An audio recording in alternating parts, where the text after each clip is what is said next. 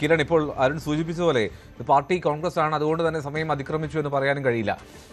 അപ്പോഴും ചില കാര്യങ്ങൾ, ഈ സാമുദായിക ഇക്വേഷനുകൾ നോക്കിയുള്ള മന്ത്രിസഭാ തീരുമാനം, ഇപ്പോൾ രണ്ടാമത്തെ വനിതാ മന്ത്രി ആരാണെന്നുള്ളതിൽ ഒരു വ്യക്തതയില്ല. ഇനി ലീഗ് ഒരു മന്ത്രിയെ കുറയ്ക്കാൻ തയ്യാറായാൽ 4 എന്നുള്ള കണക്കിൽ കൈ കൊടുത്താൽ അവിടെ ഷാനിമോളിനുള്ള വഴി തുറക്കുമോ? അല്ലെങ്കിൽ മറ്റ് പോസിബിലിറ്റീസ്, സജഷൻസ്, സാധ്യതകൾ എങ്ങനെയൊക്കെയാണ്?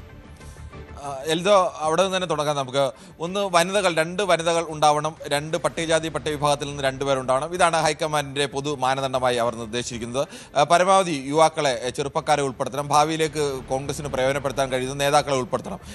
ഈ ഒരു പൊതു നിർദ്ദേശമാണ് നൽകിയിട്ടുള്ളത്. അപ്പോൾ വനിതകൾ 2 പേരുണ്ടാവണം. ഒരാൾ ബിന്ദു കൃഷ്ണ, അത് ഏകദേശം ഉറപ്പായി കഴിഞ്ഞു. സ്വാഭാവികമായും ഈ ജാതിമത സമവാക്യം എന്നൊക്കെ പറയുമ്പോഴും അത്യാവശ്യം എല്ലാ സമുദായത്തിൻ്റെയും പ്രാതിനിധ്യമൊക്കെ ഉറപ്പാക്കേണ്ടത് സ്വാഭാവികമായ ആവശ്യമാണ്.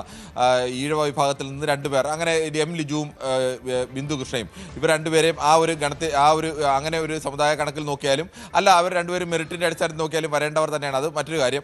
പക്ഷേ അതുകൂടിയൊക്കെ പരിഗണിക്കേണ്ടി വരും. അപ്പം മുസ്ലിം വിഭാഗത്തിൽ നിന്ന് പ്രധാനപ്പെട്ട 3 പേരുകളാണുള്ളത്. ഒന്ന് ഷാനിമോൾ ഉസ്മാനെ പിന്തുണയ്ക്കുന്നത് വി ഡി സതീശനാണ്. 2 ടി സിദ്ദിഖാണ്. ടി സിദ്ദിഖ് ഇപ്പോൾ കെ സി പക്ഷമാണ്, പഴയ എ ഗ്രൂപ്പിൻ്റെ നേതാവാണ്, വയനാട് നിന്നുള്ള MLA ആണ്, യൂത്ത് കോൺഗ്രസിൻ്റെ അധ്യക്ഷനൊക്കെ ആയിരുന്നു. മൂന്നാമത്തെ ആൾ അൻവർ സാദത്ത് 4ാമത് ജയിക്കുന്ന ആളാണ്. ഒരേ മണ്ഡലത്തിൽ നിന്ന്, അത് CPM നിന്ന് മണ്ഡലം പിടിച്ചെടുത്ത്, ആലുവ മണ്ഡലം പിടിച്ചെടുത്ത് 4 തവണ, 2 തവണ ഇടതു തരംഗത്തിലും അവിടെ നിന്ന് ജയിച്ച ആളാണ്. രമേശ് ചെന്നിത്തല പക്ഷക്കാരനാണ്. ഈ 3 പേരുടെ പേരുകളാണ് മുസ്ലിം വിഭാഗത്തിൽ നിന്ന് ഇപ്പോൾ നിലവിൽ പരിഗണനയിലുള്ളത്.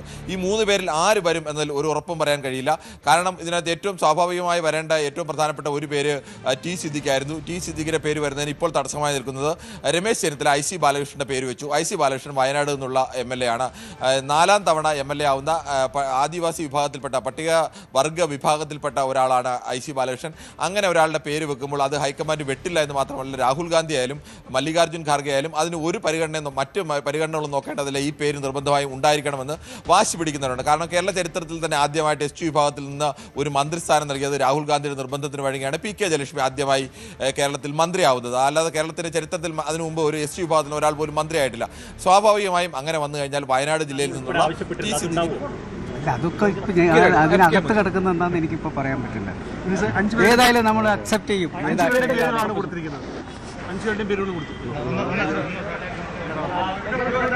അവസാനത്തെ ഡോക്ടർ MK മുനീറിന്റെ വാക്കുകൾ പ്രകാരം കുറച്ചുകൂടി വ്യക്തത വരുന്നു എന്ന് തോന്നുന്നു.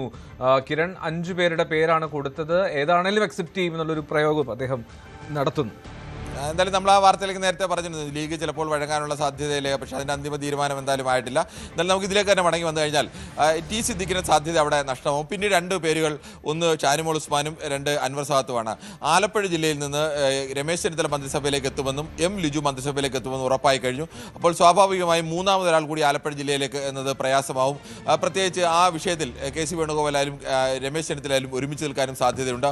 അപ്പോൾ സ്വാഭാവികമായും 3ാമത്തെ പേരുകാരനായ അൻവർ സാദത്തിലേക്ക് എത്താനുള്ള സാധ്യത. ഇനി അതല്ല, വനിത എന്ന നിലയ്ക്ക് ഇനി ഒരു ഒഴിവ് കൂടിയുണ്ട്. ആ ഒഴിവാണ് പരിഗണിക്കുന്നതെങ്കിൽ ഈ 3 എന്നുള്ള പരിഗണന മാറ്റിവെച്ച് ഷാനിമോൾ ഉസ്മാന് ആ തരത്തിലേക്ക് അവിടത്തേക്ക് പരിഗണന കിട്ടാനുള്ള സാധ്യത കൂടും. അപ്പോൾ ഷാനിമോൾ ഉസ്മാൻ മന്ത്രിസ്ഥാനത്തേക്ക് വരാം. ഇതേപോലെ തന്നെയാണ് ഓരോ വിഭാഗത്തിൻ്റെയും വരുന്നത്. ഇപ്പോൾ SC ST വിഭാഗത്തിന് 2 മന്ത്രിമാരെ നൽകണമെന്ന് പറഞ്ഞു. ഒന്ന് AP അൽക്കവർ ആയിരിക്കും. അക്കാര്യത്തിൽ യാതൊരു സംശയമില്ല. അക്കാര്യത്തിൽ KC വേണുഗോപാൽ ഒരു വിട്ടുവീഴ്ചയ്ക്കും തയ്യാറാവില്ല. സംസ്ഥാനത്ത് തന്നെയുള്ള MLA-മാരിൽ ഏറ്റവും തലമുതിർന്ന നേതാവ് കൂടിയാണ്. അദ്ദേഹത്തിന് സ്വാഭാവികമായും മലപ്പുറത്ത് നിന്നുള്ള ഒരു കോൺഗ്രസ് നേതാവിന് മന്ത്രിസ്ഥാനം കൊടുക്കാതിരിക്കാനാവില്ല. അതുകൊണ്ട് സ്വാഭാവികമായും അദ്ദേഹം മന്ത്രിസ്ഥാനം. രണ്ടാമതായി വരുന്നത് ഇനി IC ബാലകൃഷ്ണനാണോ, ഇനി മറ്റേ ആരെങ്കിലും ഒരാളുടെ പേര് വരുമോ എന്നുള്ള KA തുളസിയുടെ പേരൊക്കെ ഇന്നലെ ചർച്ചയിലേക്ക് വന്നിരുന്നു. അത് ഇപ്പോഴും ആ പരിഗണനയിൽ നിന്ന് പൂർണ്ണമായും ഒഴിവാക്കിയിട്ടില്ല. അങ്ങനെ വരികയാണെങ്കിൽ അത് SC വിഭാഗത്തിൽ നിന്നുള്ള പ്രാതിനിധ്യവും വനിതാ പ്രാതിനിധ്യവും ഉറപ്പാക്കാൻ കഴിയും. അപ്പോഴും സ്വാഭാവികമായും ഒഴിവാക്കാൻ സാധ്യതയുള്ള ഒരാൾ ഷാനിമോൾ ഉസ്മാനാണ്. ഇങ്ങനെയുള്ള സാധ്യതകൾ ഓരോ വിഭാഗത്തിലുണ്ട്. ഇനി അടുത്ത ഒരു പ്രധാനപ്പെട്ട ഘട്ടത്തിലേക്ക് വന്നു കഴിഞ്ഞാൽ അത് ഇനി ക്രിസ്ത്യൻ വിഭാഗത്തിൽ നിന്നുമൊക്കെ വരുന്ന ആളുകളുടെ സണ്ണി ജോസഫ് വന്നു കഴിഞ്ഞാൽ സ്വാഭാവികമായും സണ്ണി ജോസഫ് വരുന്നതോടുകൂടി മറ്റ് ഘടകകക്ഷികളുടെ മന്ത്രിമാരും എല്ലാം RC വിഭാഗത്തിൽപ്പെടുന്നവരാണ്. അതുകൊണ്ട് ഇനി RC വിഭാഗത്തിൽ നിന്ന് റോജി എം ജോണിൻ്റെ പേര് കൂടി ആദ്യം പരിഗണനയ്ക്ക് വന്നെങ്കിലും അത് ഒരു സമുദായത്തിൽ നിന്ന് ഇത്രയേറെ പ്രാതിനിധ്യം കൊടുക്കുക, മറ്റ് സമുദായങ്ങൾ ഒഴിവാക്കുക എന്നുള്ളത് കോൺഗ്രസിനെ സംബന്ധിച്ച് പ്രയാസമാണ്. അവിടെയാണ് ചാണ്ടി ഉമ്മൻ്റെയും അതോടൊപ്പം തന്നെ മാത്യു കുഴൽനാടൻ്റെയും പേര് വന്നത്. ചാണ്ടി ഉമ്മനെ 3 പേരും ഒരേപോലെ അവകാശപ്പെടുന്നുണ്ട്. ചാണ്ടി ഉമ്മനെ ഞങ്ങൾ പിന്തുണയ്ക്കുന്നു, ഞങ്ങളെയാണ് പിന്തുണച്ചതെന്ന് 3 പേരും അവകാശപ്പെടുന്ന ഒരാളാണ് ചാണ്ടി ഉമ്മൻ.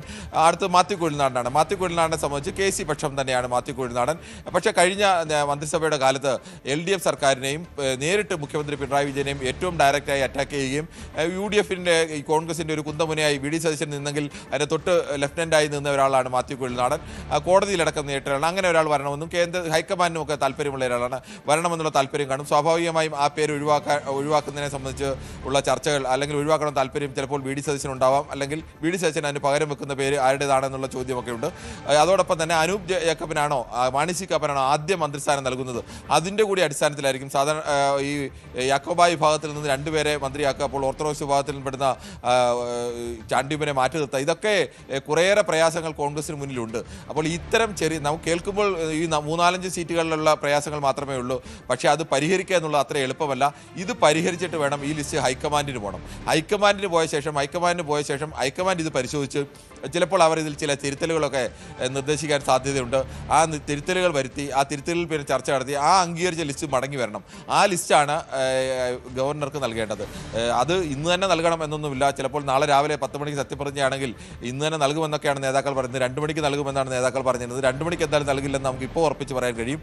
ഇനി ചിലപ്പോൾ അവർ 4 മണിന്നോ 6 മണിന്നോ ഒക്കെ ആവും. ചിലപ്പോൾ അത് നാളെ രാവിലെ ആയാലും കോൺഗ്രസിൻ്റെ പതിവ് അങ്ങനെയൊക്കെയാണ്. നാളെ രാവിലെ നൽകിയാലും അതിന് പ്രത്യേകിച്ച് തടസ്സമൊന്നും ഉണ്ടാവാനില്ല. ഈ തർക്കം പരിഹരിക്കുക എന്നുള്ളതാണ്. കോൺഗ്രസിൻ്റെ മുഖ്യമന്ത്രി ചർച്ചയ്ക്ക് നാട്ടിലെ മാധ്യമങ്ങളാകെ അല്ലെങ്കിൽ എല്ലാവരും വിമർശിച്ചു, നിങ്ങൾ വൈകുന്നു, എന്താണ് വൈകുന്നത്? അവർ കോൺഗ്രസ് പരിശോധിച്ചാൽ വൈകിയാലും ഞങ്ങൾക്ക് യുക്തമായ ഒരു തീരുമാനത്തിലേക്ക് എത്താൻ കഴിയുക, സമവായം ഉണ്ടാക്കാൻ കഴിയുക, അതാണ് കോൺഗ്രസിൻ്റെ രീതി. അതുകൊണ്ട് തന്നെ മന്ത്രിസഭാ ലിസ്റ്റ് നമുക്ക് ഇന്ന് തന്നെ നൽകും എന്നൊന്നും ഉറപ്പിച്ച് പറയാൻ കഴിയില്ല. ചിലപ്പോൾ അത് ഇന്ന് അർദ്ധരാത്രി ആവാനോ അല്ലെങ്കിൽ നാളെ രാവിലെ ആവാനോ ഒക്കെയുള്ള സാധ്യത ഇപ്പോഴും നിലനിൽക്കുകയാണ്. നമ്മൾ നേരത്തെ പറഞ്ഞ ഈ തർക്കങ്ങളൊക്കെ പരിഹരിക്കാൻ കഴിയണം. ഈ തർക്കങ്ങൾ ചിലപ്പോൾ അവസാന നിമിഷം 3 നേതാക്കൾ ഒരുമിച്ചിരുന്നിട്ട് അവർക്ക് വ്യക്തിപരമായ താല്പര്യമുള്ള ചില നേതാക്കളെ 3 പേരും പേരൊക്കെ പറഞ്ഞ് സാധാരണ ഇതിൽ അങ്ങനെയാണ്. ആ പേരിൽ സമ്മതിച്ചു കഴിഞ്ഞാൽ മറ്റു നേതാവ് പറയുന്ന പേര് കൂടി അവരും സമ്മതിക്കും.